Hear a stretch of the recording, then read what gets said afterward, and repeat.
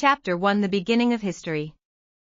In the city of Katsuyama, located near a forest covered with moss, there have long been rumors of the Spirit Stone, an ancient artifact that awakens the deepest fears of anyone who touches it. Local myth claimed that it was protected by a ghost named Akane, who brought with her eternal darkness. The main character, Yui, is a high school girl who accidentally finds the stone during a night walk. From that moment on, her life becomes a terrible labyrinth of ghostly images and dangerous mysteries. People around her begin to disappear without a trace, and every night whispers are heard calling her name. But the true terrible secret is that Akane was not only the protector of the stone, but also a mirror image of the city itself, a place where all the horrors and hopes of its inhabitants merge. Yui must learn the truth before the light leaves the city forever, leaving behind only whispers of betrayal and fear.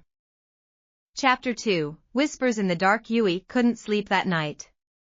After the discovery of the stone, something changed in the atmosphere of the city. It seemed to breathe an oppressive, living darkness. The girl felt a strange cold enveloping her room. She listened and heard a faint whisper near the window. "Yui. Bring him back." She jumped up, her heart beating wildly. Turning to the window, she saw a blurred reflection, something dark and resembling a figure with long hair. Her legs buckled in fear, and she stepped back, catching the table on which the stone lay. The stone glowed with a blood-red light, and the whisper grew louder, turning into a pitiful scream. Yui shuddered as she saw the shadows around her come to life and start moving towards her. They whispered and hissed, twisting into ghostly figures reminiscent of Akane's ghost from urban legends. "Who are you?" Yui shouted as she grabbed the stone. Then one of the shadows moved closer, and its face changed to one of fear and despair. It was an old lady from the shop where Yui always bought sweets. Her eyes were empty, and the words oozed from her lips: "What belongs to the twilight gods must be returned, otherwise the darkness will take everything." Before Yui could reply, everything fell silent. The room fell back into the usual night silence, leaving only the moonlight that barely made its way through the clouds. The stone in her hands vibrated as if alive. In the morning, the city was buzzing with news that several people had disappeared under mysterious circumstances. Yui knew that the shadows that saw her at night were not fiction, and she became a part of this nightmarish game. She decided to look for the answer in the forgotten records of her late grandfather, a famous researcher of the legends of the Spirit Stone. Yui opened an old wooden box covered in dust and found a diary inside. The first entry loudly declared, "Whoever seeks the stone will find only despair. You will hear a whisper, run, because the shadows are always hungry." Chapter 3: Secrets of the Old Diary. Yui began flipping through the pages of her grandfather's old diary with a sinking heart. The notes were uneven, as if written by a trembling hand. They detailed his research into myths and encounters with people who claimed to have seen forest spirits.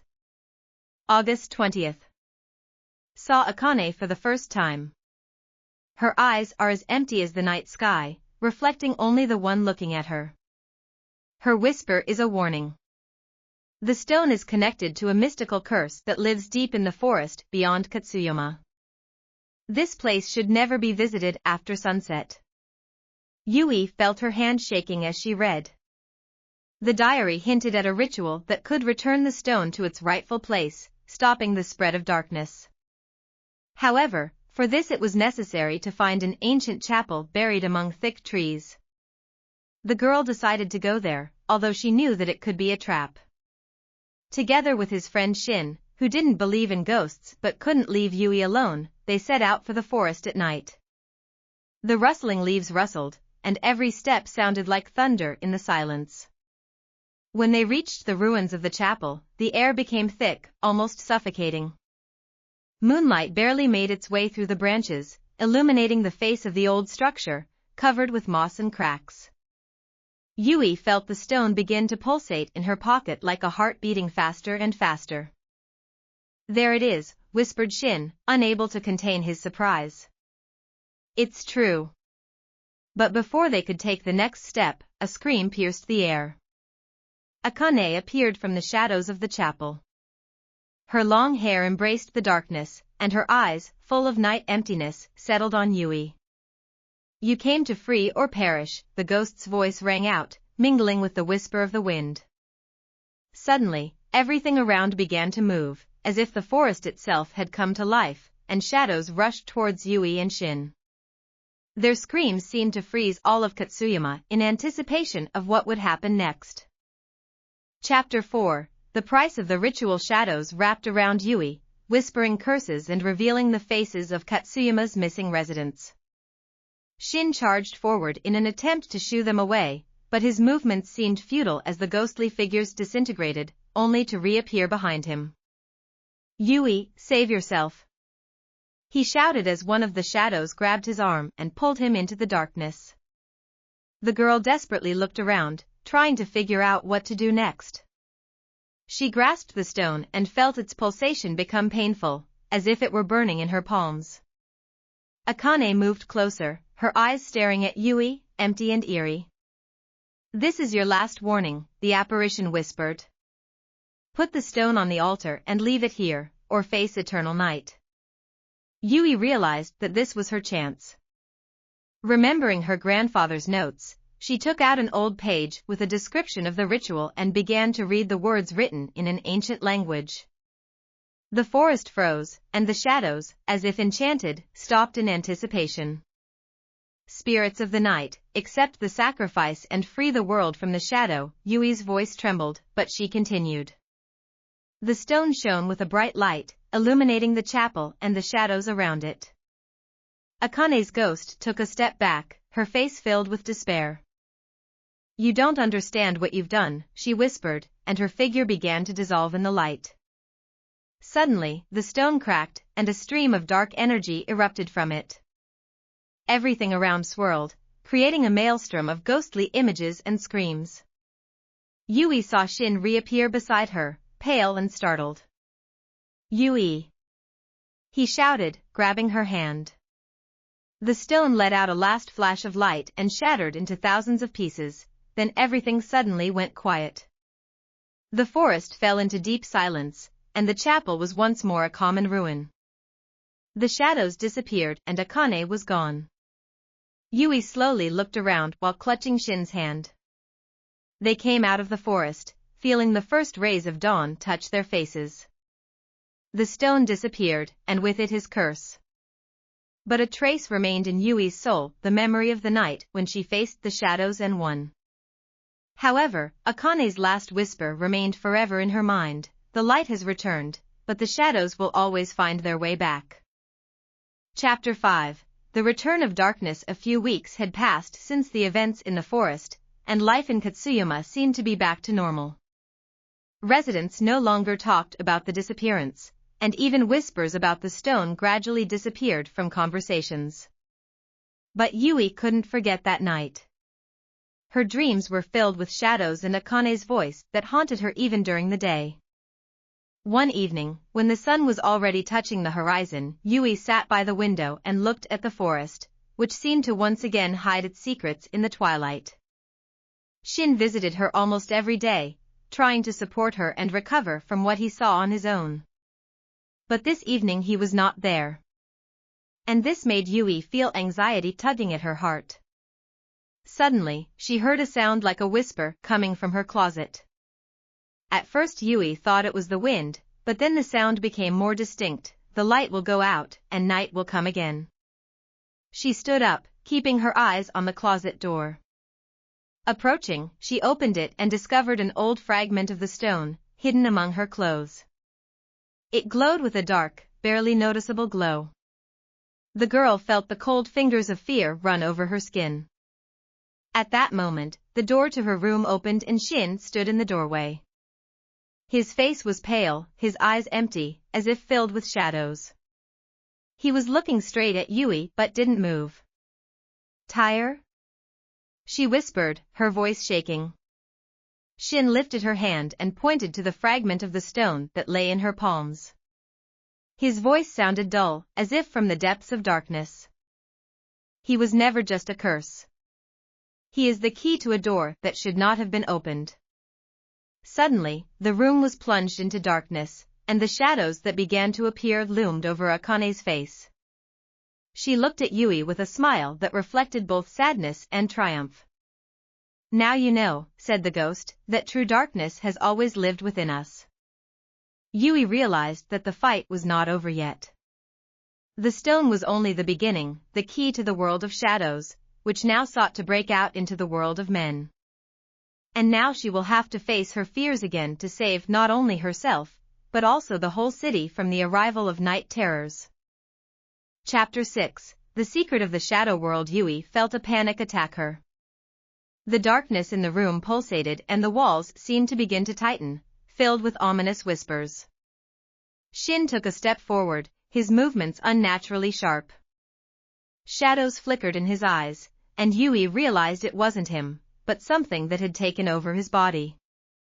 "You have to let him go," she shouted, clutching the fragment of the stone, which began to warm in her hands. "The shard is part of the key," Akane whispered, her voice echoing in Yui's head. "And now you are the only one who can choose whether to keep the light or open the door to darkness." Trembling with fear, Yui began to recall the entries from her grandfather's diary. There it was written about an ancient ritual that could seal the stone and close the passage between the worlds. But for this it was necessary to make a sacrifice, a part of one's own soul. "Shin, if you can hear me, I promise I'll bring you back," she whispered, glancing at her friend. Shin froze for a moment, his eyes flashing with a mixture of pain and hope. The shadows on his face trembled as if fighting for control. Yui picked up the fragment of the stone and began to say the words of the ritual. "Spirits of the night, accept this world that is protected by the light of the heart. Let the door close forever." The stone glowed with a bright light that erupted from her palms, engulfing the room. The shadows began to scream, disappearing one by one, and Akane's face froze in despair. She reached out to Yui, but the light engulfed her, dissolving with the darkness. Shin fell to the floor, breathing heavily. His eyes returned to normal, and he looked at Yui in surprise. Exhausted, she collapsed next to her as she felt the fragment of the stone begin to slowly melt into dust that vanished into thin air. "You did it," he whispered, squeezing her hand. But Yui knew the price was high. A part of her soul now remained in the shadow world, where Akane lived and where a piece of darkness would always remain. She got up and looked out the window. The first rays of the sun flooded the city with gold, symbolizing a new day and new hope. However, a promise remained in her heart: she would not allow the light to go out again. Chapter 7. Echoes from the darkness. Yui stood by the window again, peering into the dark contours of the forest, which now seemed even more mysterious and mysterious. Although the stone was destroyed, she felt that the forest still harbored something dangerous. Akane's words that shadows will always find their way back haunted her. Shin, now more often silent and thoughtful, sat next to him. After that night, he changed too. Every time their eyes met, a shadow of anxiety appeared in his eyes, as if he saw something others couldn't. One day, Yui noticed a strange mark on Shin's wrist. It resembled an ancient symbol similar to the ones she had seen in her grandfather's diary. "Shin, what is it?" she asked, gently touching his hand. Shin shuddered as if snapped out of deep thought. He looked at the sign and sighed. "I saw him in my dreams," he said quietly. "After that night, I see Akane, but she's not the same as before.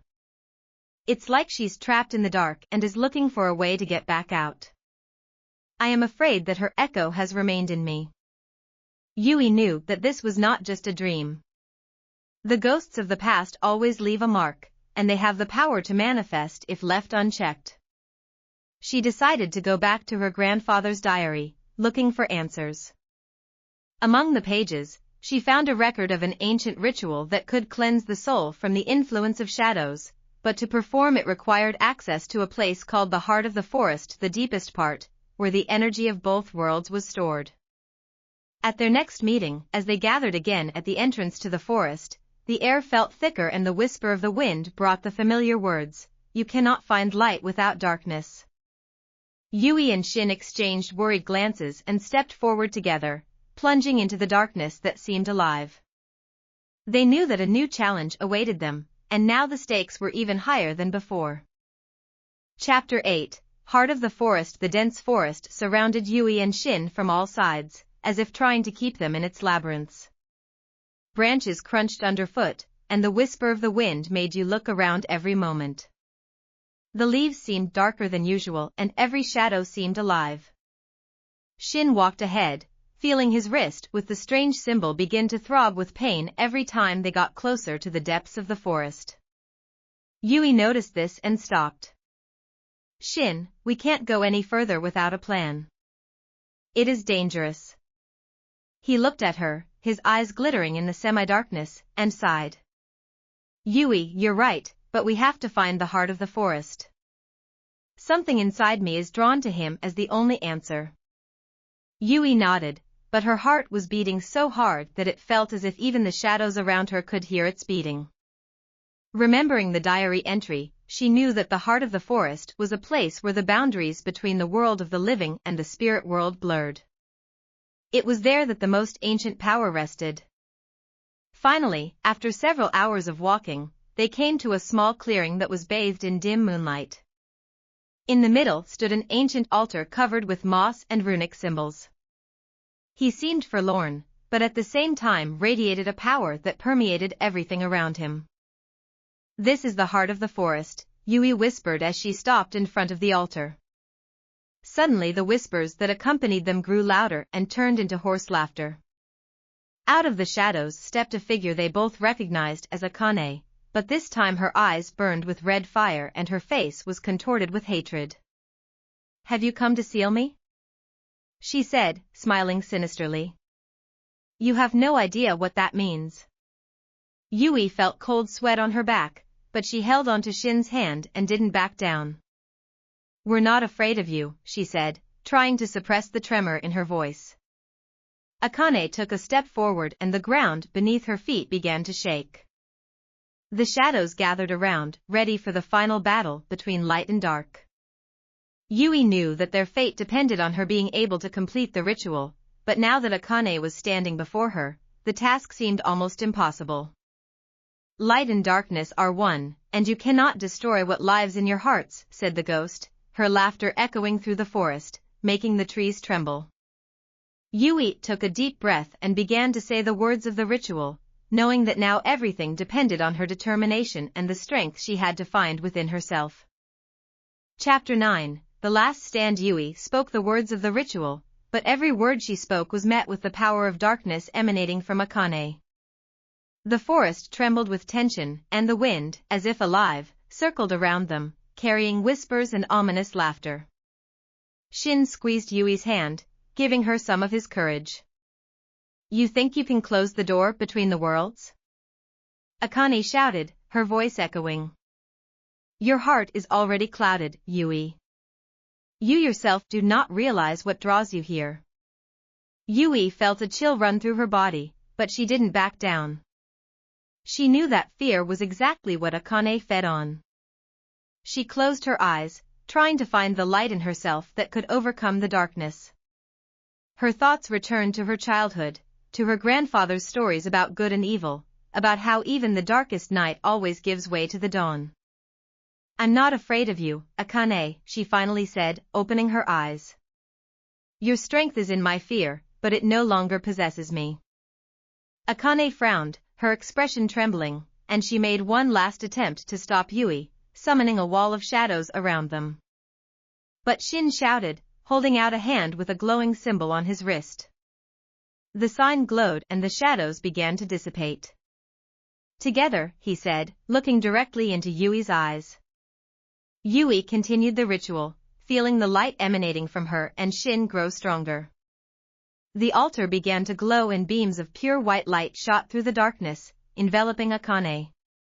Her eyes widened in horror and she screamed as she dissolved into the glow. Time seemed to stand still. The forest sighed, freed from the hanging darkness, and the moon shone brighter, illuminating everything around. Yui and Shin stood panting as they stared at the spot where Akane had just been. Her voice echoed through the air once more, but this time it was full of calmness. "You have found a strength that even I did not have."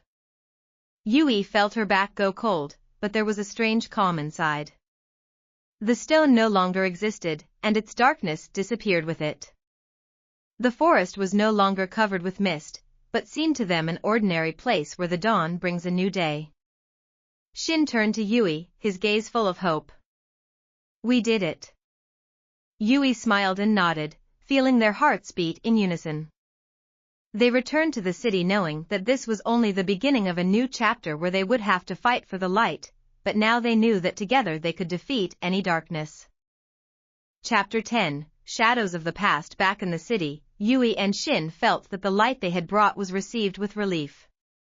People began to forget about the terrible events of the last days, and life returned to a normal rhythm. However, Yui couldn't shake the feeling that something had changed forever. In the depths of her soul, she knew, the shadows, although defeated, do not disappear without a trace. One evening, when the city was still dozing in the evening twilight, Yui received a letter. There was no address or name on the envelope, but the ink on which her name was written resembled what she had seen in her grandfather's records. She tore open the envelope and saw a letter with a single line: "Light always leaves a shadow behind. Prepare for a new dawn." A shiver ran through her skin. She folded up the letter and hid it in her pocket, not wanting to worry Shin. She knew he had been through enough and needed time to recover from the battle.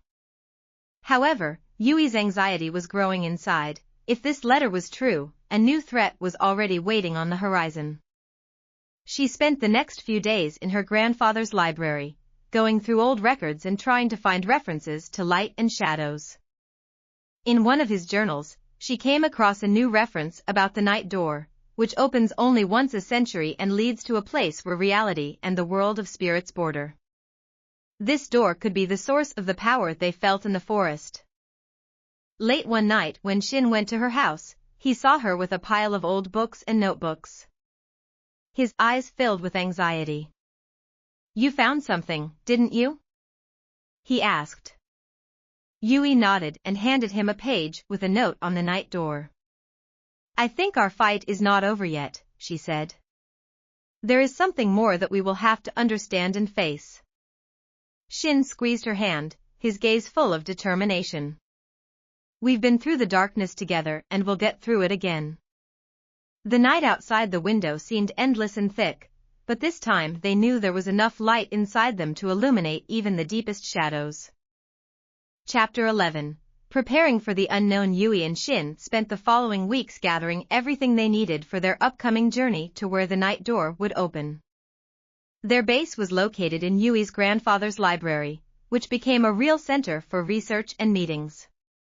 Ancient maps, spirit books, and mystical symbols covered the walls and tables, creating an atmosphere of mystery. One evening, when they had almost finished their preparations, an unexpected guest came to the library. Yui's classmate Mia, who was always interested in stories about the supernatural. Her appearance was alarmed, and her eyes reflected anxiety. "Yui, I know you're up to something," Mia said, trying to keep her cool. "I had dreams. And in them were the two of you and a door that leads to endless darkness. I feel this is important." Yui exchanged glances with Shin. They didn't need another risk, but Mia's help could be useful, especially given her intuition and connection to the spirit world. "If you join, you should be prepared for the worst," Yui said, watching Mia's reaction. "I'm ready," answered the girl confidently. "We need to understand what's behind the night doors, and I won't let you go there without me." The next day, the trio set out on a journey to Mount Amagase, the place where, according to legend, the night door opened. The road was difficult, covered with fog and old traces of the past. At every step Yui felt they were not alone. The shadows in the trees seemed familiar, and the wind carried the echoes of old whispers. When they reached the foot of the mountain, it became clear that the way forward would be more dangerous than they thought. The land was dotted with ancient runes that glowed as if warning of approaching something important. Shin stopped, bent to the ground and touched one of the symbols. "It's the mark of a hidden door," he whispered, recognizing the runic writing he'd seen in Grandpa Yui's diary. "We are close." Yui felt her heart quicken its rhythm. Mia stepped closer and nodded, clutching the ancient amulet she always wore around her neck. "Get ready," she said. "When the door opens, we will see not only the light, but also the deepest fears that can engulf us." The air became tense and the ground shook underfoot. An ancient stone door appeared in front of them, covered with symbols that glowed with a cold, blue light. The shadows grew thicker around them, and the whispers turned into a frightening chant, calling them forward. It was the beginning of a new test, and they knew that there would be no turning back. Chapter 12. Beyond the night doors, the ancient stone door slowly swung open, making a low creak that echoed in the stillness of the night. Behind them stretched a dark corridor, filled with a thick, almost palpable fog. Yui took a deep breath, trying to fight the shaking. Mia held her amulet tightly in her hands, and Shin held a flashlight in front of them, its light cutting through the darkness. "Keep close together," Shin said, his voice muffled, as if the fog was absorbing not only the light but also the sound. Yui took a step forward, feeling the cold seeping through her clothes and as if touching her very soul. Their every step echoed off the walls, and the shadows around them seemed to move. Mia stopped when she noticed that the walls of the corridor began to show images, scenes from dreams and fears of each of them. "This is a test," she whispered, pointing to the drawings. "The corridor knows us and our fears." Shin turned to the girls, his face tense. A shadow on the wall behind him began to take shape, and before them appeared the image of a man with empty eyes, who seemed to be a broken copy of someone they knew. It was Shin's father, whom he had lost as a child. "You let us down again, Shin," the ghost said, his voice cold and devoid of emotion. Shin staggered, but Yui grabbed his hand, squeezing it with all her strength. "That's not true," she said. "This is just an illusion created to break us." Shin swallowed the lump in his throat and nodded, fighting the pain inside. He took a step forward and the apparition dissolved into the darkness. Mia took a deep breath and followed them, clutching the amulet as if it were her last defense. The road led them deep into the darkness, but the light of the lantern began to fade. Yui suddenly felt someone's breath on her shoulder and looked around. Behind her stood Akane, not as a ghost, but alive and breathing, with eyes that glowed with red flames. "I warned you that light always casts a shadow," she said with a faint smile. Yui wanted to answer, but the words got stuck in her throat. The darkness around them began to come to life, wrapping around them like vines. Mia screamed as the shadows began to pull her down and Shin rushed to help without thinking. "We need the power of our light," Yui exclaimed, realizing that the fight was now not only a physical confrontation, but also the inner strength of each of them. She closed her eyes and focused on the memories that brought her peace and hope, mornings with her grandfather, her friends' laughter, Shin's support. The light that was born in her heart grew and flooded the corridor, forcing the shadows to retreat. Akane hissed in pain, dissolving into the glow. Darkness dissipated, and a new world opened before them, similar to a forest, but illuminated by a strange purple glow. The night door led them to a place where the boundaries of light and shadow met. Chapter 13. Forest of the Edge of Light and Shadow. Yui, Shin, and Mia stood at the edge of the mysterious forest that spread out before them. The trees with a purple glow were tall and looked like giant shadows that constantly changed shape, as if watching the guests. Their trunks were covered in strange symbols that resembled the runes they had seen earlier.